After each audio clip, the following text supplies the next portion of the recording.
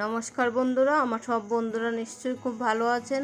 আবারও চলে এসেছি নতুন একটি রেসিপি নিয়ে। আজ ডিমের সিম্পল একটি রেসিপি আপনাদের সঙ্গে শেয়ার করব। ভিডিওটি সম্পূর্ণ দেখুন, আশা করি আপনাদের ভালো লাগবে। রান্নার জন্য নিলাম আমি এখানে 4টি ডিম আর 2টো বড় সাইজের আলু টুকরো টুকরো করে এভাবে কেটে ভালো করে ধুয়ে নিলাম। ডিম বড়া করে তরকারিটা রান্না করব, তাই প্রথমে ডিমগুলো বড়া করে নেব। যারা প্রথমবার আমার ভিডিওটি দেখছেন, আপনাদের কাছে যদি আমার এই সিম্পল রেসিপিটি একটু ভালো লেগে থাকে তাহলে আমার চ্যানেলটি সাবস্ক্রাইব করে দেবেন আর পাশে থাকা বেল বাটনটি প্রেস করে রাখবেন, তাহলে পরবর্তী ভিডিওর নোটিফিকেশন সবার আগে পৌঁছে যাবে আপনার কাছে। যখনই কোনো নতুন ভিডিও আপলোড করব সবার আগে আপনি দেখতে পারবেন।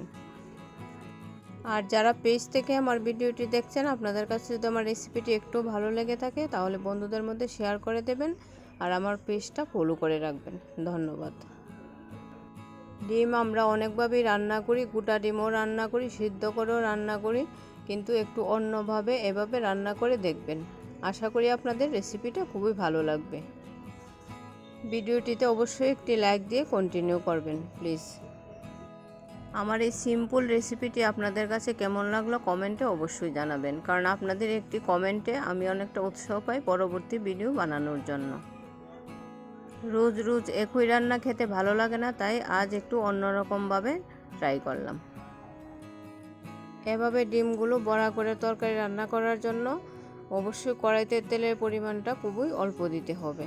আমি প্রায় 1 চামচের মতো তেল দিয়েছি আর ডিমের মধ্যে শুধু নুন দিয়েছি অল্প পরিমাণ মতো।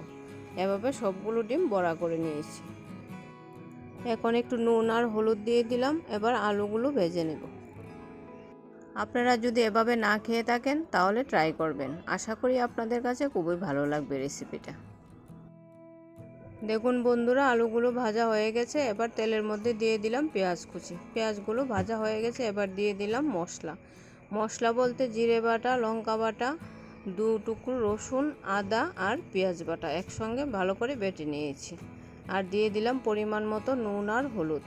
এখন দিয়ে দিলাম ভেজে রাখা আলুগুলো। এখন মশলাটাকে ভালো করে কষিয়ে নেব।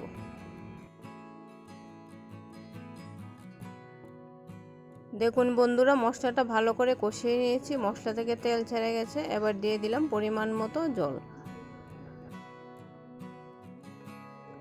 জলে বলক চলে এসেছে। এবার গ্যাসের আঁচটা লো করে দিয়েছি যাতে আলুগুলো ভালো করে সিদ্ধ হয়ে যায়।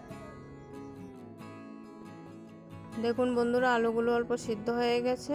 তারপর দিয়ে দিলাম ভেজে রাখা ডিমের বড়াগুলো দিয়ে আর 5 মিনিট রান্না করে নেব। আমার রান্না হয়ে গেছে, এবার গরম মশলা দিয়ে নামিয়ে নেব। তৈরি হয়ে গেল আমার আজকের ডিমের রেসিপি। সবাই ভালো থাকবেন, সুস্থ থাকবেন এবং আমার পাশে থাকবেন। ভিডিওটি শেষ পর্যন্ত দেখার জন্য আপনাকে অসংখ্য ধন্যবাদ।